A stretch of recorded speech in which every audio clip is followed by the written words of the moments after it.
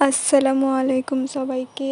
আগের দিন একটা লোটাস এঁকেছিলাম, আজকে আবার একটা লোটাস এঁকে নেবো। আগের দিনের মতোই আবার একটা জলের ড্রপ মতো এঁকে নিতে হবে, দিয়ে তারপর পাশ থেকে একটু ছেড়ে কতগুলো পাপড়ি আকারে ডিজাইন করতে হবে। তো আমি করে নিচ্ছি, তোমরা দেখো। এইভাবে তোমরা করবে, দেখবে সুন্দর হবে এবং প্রচুর প্র্যাকটিস করতে হবে। প্র্যাকটিস করলে আমার থেকেও আরও সুন্দর হবে। তো এইভাবে আমরা এঁকে নিলাম। তো সাইড থেকে দুটো দুটো করে চারটে দিয়ে নিচে থেকে আর একটা দেবো,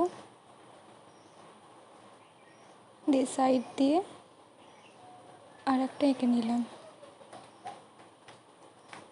দিক দিয়ে একটা এঁকে নিলাম।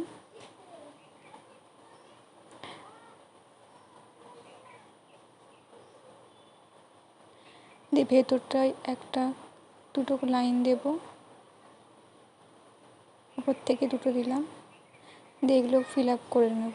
একটু শুকিয়ে গেলে জিনিসটা আমরা ফিল আপ করে নেব। যেহেতু আমি এখনই দেখাচ্ছি, তো আমি এটা এখনই ফিল আপ করে নিচ্ছি। তোমরা যখন করবে তো শুকিয়ে যাওয়ার পর জিনিসটা ফিল আপ করবে, তাহলে দেখবে জিনিসটা খুব সুন্দর হবে আর জিনিসটা ঘেঁটে যাবে না।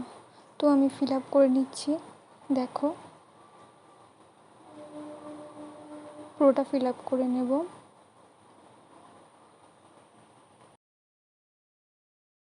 ফিল আপ করা হয়ে গেছে। তো দেখো তোমাদের কেমন লাগলো জানিও।